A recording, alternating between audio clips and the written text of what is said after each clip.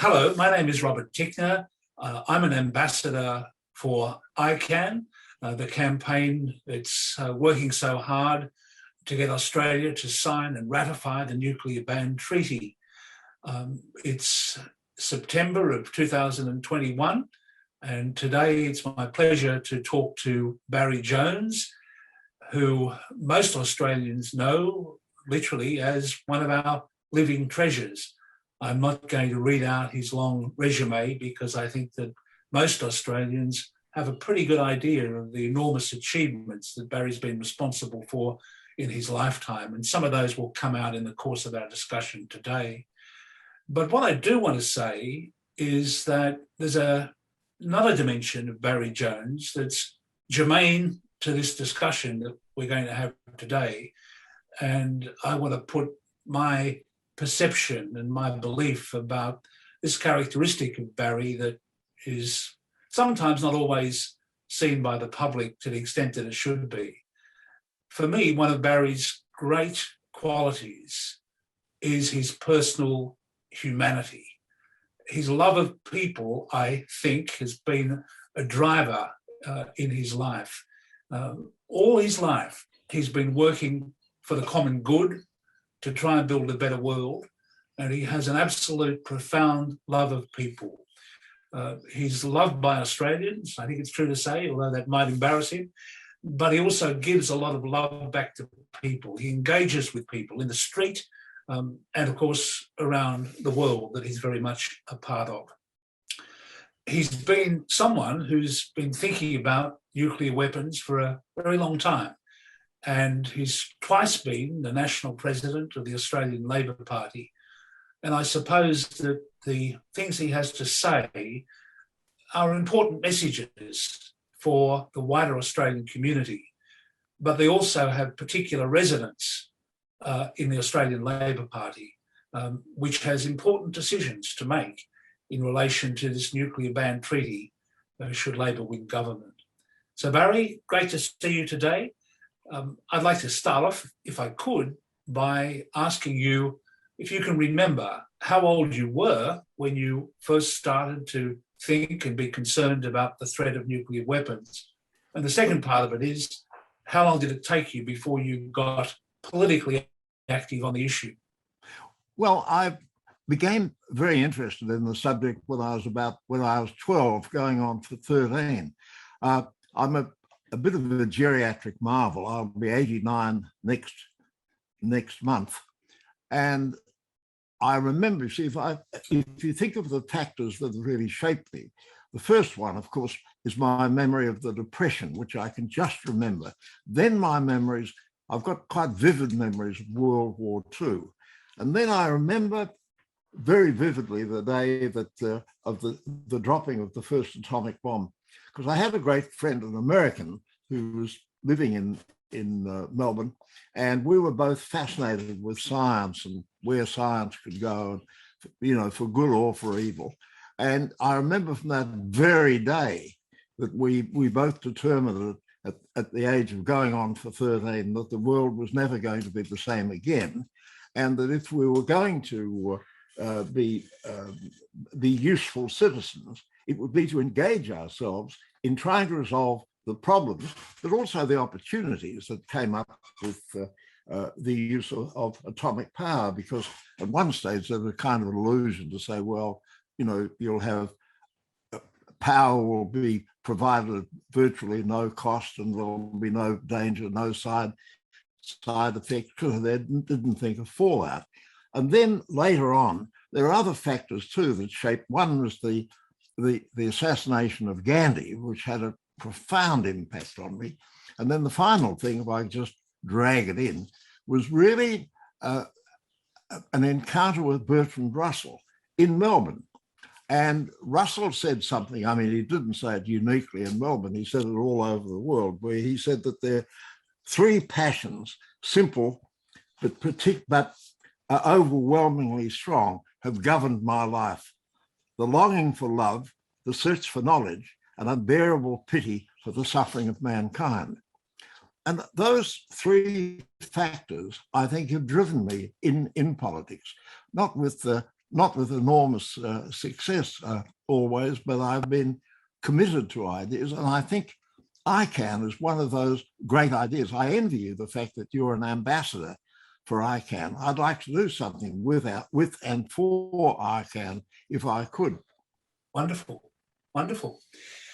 So sometimes there are turning points in the public debate by the injection of ideas in the public domain. And one of those was an article back in, I think it was 2009, that you jointly authored with an unusual collection of people.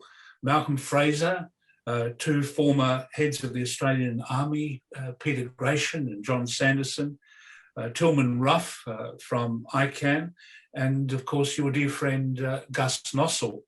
In this article in 2009, before really any movement, current movement for the ban treaty had arisen and became prominent, you essentially called for a treaty to outlaw for all time the use of nuclear weapons. And you talked about in that article how other countries who are not particular world powers like us, we're back in the ruck, but countries, for example, like Norway, which led some importantly in relation to cluster munitions and the Oslo Convention, and of course Canada, which championed the Treaty on Landmines and gave it the name that became the Ottawa Convention. Incidentally, of course, it was, as we both know, a treaty that was supported ultimately by both sides of politics, that Landmines Treaty, and indeed it was the Howard government which ultimately took the steps to become a party to the treaty, showing that neither side of politics necessarily has a monopoly on international humanitarian standards and new international norms.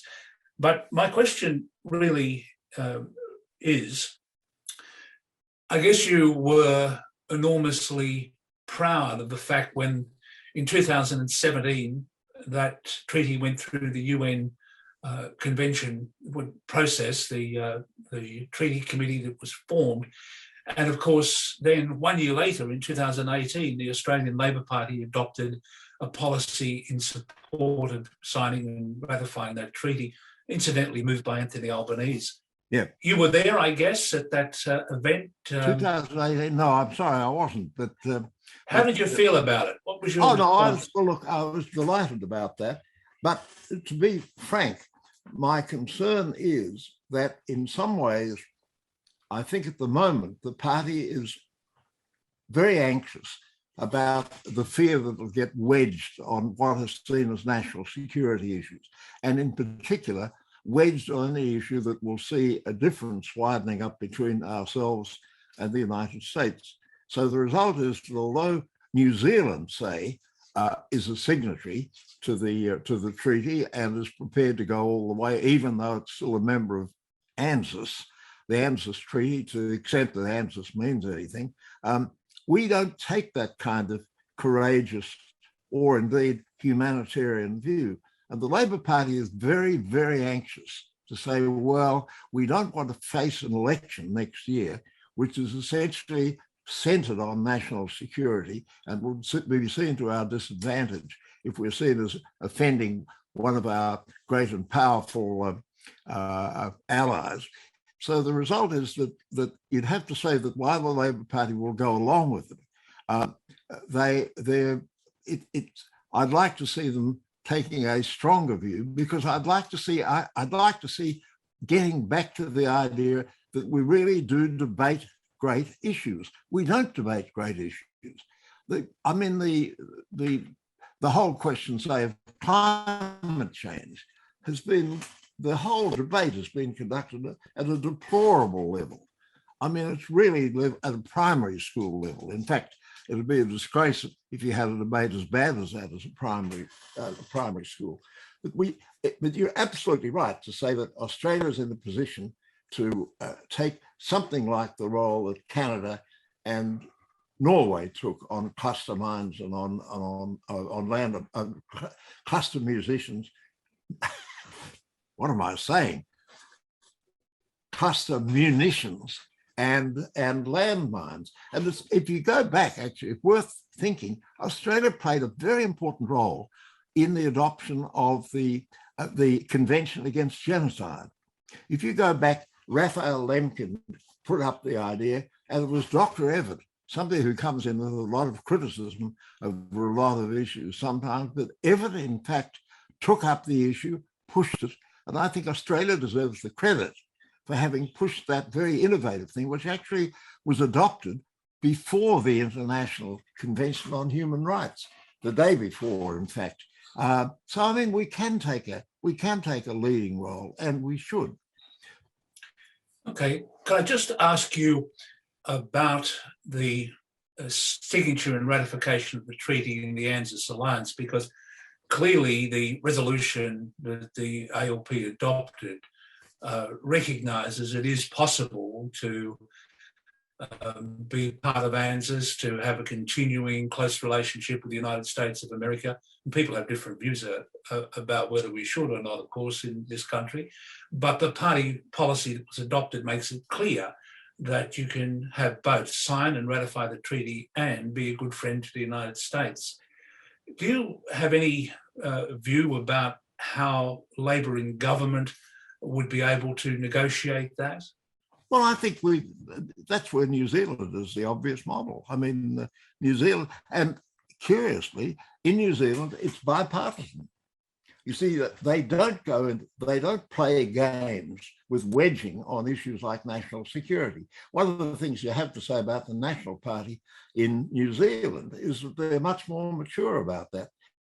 They say, is it in the national interest for us to work together to be collaborative? And they do. I mean, it's extraordinary, for example, that when they passed a resolution in the New Zealand Parliament about climate emergency, you only had one dissenting voice, only one. Yeah. The two major parties said, right, let's do it. And that's completely different, where to some extent, our adversarial system goes so far that when you're having a fresh new idea, there's always some objection to say it's impossible. It just simply can't be done.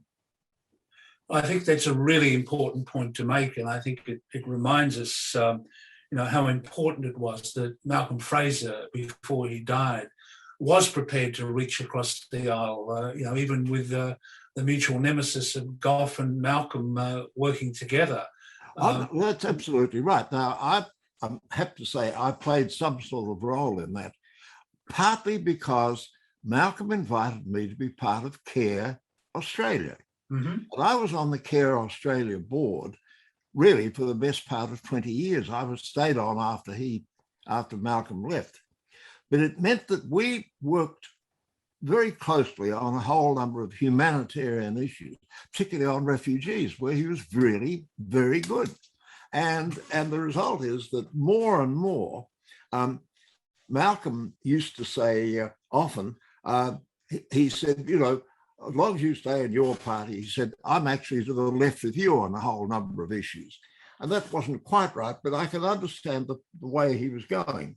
And Malcolm really, in his last years, had a very powerful influence, a very deep concern about the long term. He was so impatient about the idea of saying, oh, it's the next election we've got to worry about. That's got to be the big preoccupation. Barry, I want to take you to a big picture issue if I could, and I guess I would put a proposition and see how you respond to it. But one of the things that I'm increasingly feeling as an individual and a human being is the absolute absurdity of the enormous sense of pride that people take in the conventions that have outlawed biological and chemical weapons, that have addressed the issue of landmines and cluster munitions, as you say. Yes. And the reason why we embrace those as such landmark human achievements is because they say that there are limits to war, and that particularly civilian populations should not be the subject of indiscriminate weapons that can obliterate and cause damage to significant numbers of people. And yet, the one area that's been free of this stigmatization and outlawing until now has been, of course, the use of nuclear weapons. Can I get your response to that proposition? Because we need, I think, to get that, that message to all our parliamentarians on both sides, that it is absolutely illogical and cannot stand as a defensible position for any human to be opposed to these other indiscriminate, brutal weapons of war, and yet continue to think nuclear weapons are okay. What do you say?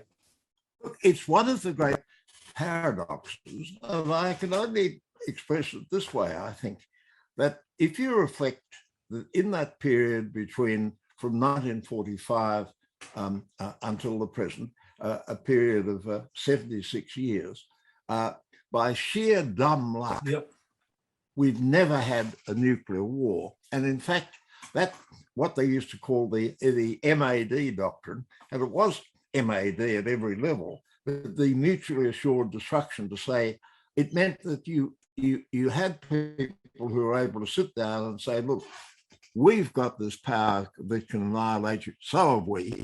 Now, are we going to engage in a conflict, which means that we'll destroy each other, or do we really reach accommodation that we sit on our weapons, but we don't use them? Now, that's pretty mad when you reflect it.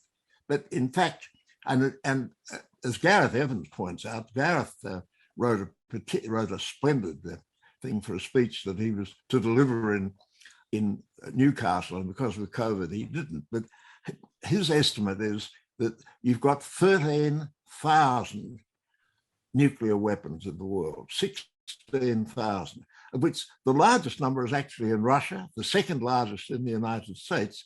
Oddly, China, only 350. But the real danger, I think, is the nuclear weapons that are held in the Middle East. That's potentially the greatest risk of all, because what will happen is that you could find something. You might have a Trumpian moment in the United States again after 2024, when anything can happen. The other problem is that you might have a nuclear war, which is generated by accident, by a malfeasance of some sort, or by some kind of technical failure. And that could be absolutely catastrophic. It doesn't make any sense. I mean, it is a lunatic proposition. I've become increasingly preoccupied as I get older and older and moving towards the end. I now have a grandson who's going on for 7. And I become increasingly preoccupied about the kind of world that he will face in the next 10, 20, 30, 40, 50 years. So the result is that although I won't be around to see it, he will. And I'm very much concerned about his welfare. That's I think, the feeling of a great many people. And of course, a great many young people, as we know, are taking a tremendous lead in advocacy around climate change. And you were writing about these things, and more than that, you were raising them in the Cabinet of Australia back in the early 80s. Can I ask you, though, a question that I think is important, and that is the link between the consequences of a potential nuclear war and what the impact of that would be on climate? Because I think sometimes there's a real disconnect in the minds of many climate activists between their campaign on the issue of climate change and nuclear weapons. But of course, there's a lot of science around that tells us that the consequences of a nuclear war would have catastrophic climate changes consequences as well. Yes, Isn't that right? It would certainly be a quick solution to the problem of global warming, because the consensus of scientific work on this, the modelling, is that it would lead to a nuclear winter, and that would have devastating effects as well, with enormous crop failure and with mass starvation. And so it's just too horrible to contemplate. And the point is that you've got the tragedy, to me, is the death of debate, the death of rational, detailed, complex debate, of mastering the evidence. I mean, as we remember from the days of Gough Whitlam, that Gough would come out with speeches of heroic length that went on and on and on, but he was never lacking in detail. You can't imagine Gough would get to the stage saying, give me 3 or 4 dot points, and I'll just keep repeating the 3 or 4 dot points. I mean, Gough could go on for days. And I fear I may be in that tradition. Well, we love it. Can I ask you a question that I ask, in very great seriousness, and that is to give the message that you would give to an incoming Labor government that, is blown around by potential electoral misfortune and does, of course, conduct its polling on this issue. Of course, we know that 80% of the Australian people, on pretty much every poll that we've taken, support this treaty. But what would your message be to get them to act, to give effect to the policy and to sign and ratify the treaty? How would you inspire them? In short, what legacy would you be selling to them from that action? It's to say it's an absolute priority that Australia gets behind the treaty, and not only that, but helps to drive to make sure that you've got nations with comparable interests and comparable worldview, nations like Canada, like Norway, like the Scandinavian countries, and then try and bring the nuclear powers on board. Canada can play an enormous role. We've never actually explored the issue with Canada, and yet you can see that you've got a lot of very distinguished people from Canada, like, the former Prime Minister Jean Chrétien and former ministers for foreign affairs, who are strongly in favour of joining the treaty. And we ought to be taking part of that and make the treaty stronger, making it better on verification, and saying this is the way in which you secure the world, not just to win the next election, but to secure the world for the next generation and the generations to come. Absolutely, absolutely. If Labor was to sign that treaty, sign and ratify, it'd be obviously a pretty happy day. How would you celebrate? What would you do to celebrate? Well, it would help make the French a bit better, I think, if we cracked a bottle of French champagne. Sounds like a plan. Something in Lygon, perhaps. Absolutely. Which is one of your great, be Prosecco if it were Lygon Street. One of your great haunts. Yep. It's been really good to talk, and I think that your wisdom and reflections on a long life, well lived, and an involvement in this issue that goes back to when you were 12 or 13 years old, gives some really important messages for the Australian people to hear. And of course, to the Labor Party, which I was once a member of, and you're a continuing member of, some really powerful messages about what's Labor business, what's a Labor legacy, and the importance of, at this point in human history, to leave that footprint for a better world. I think that's your message. It's certainly my message as well.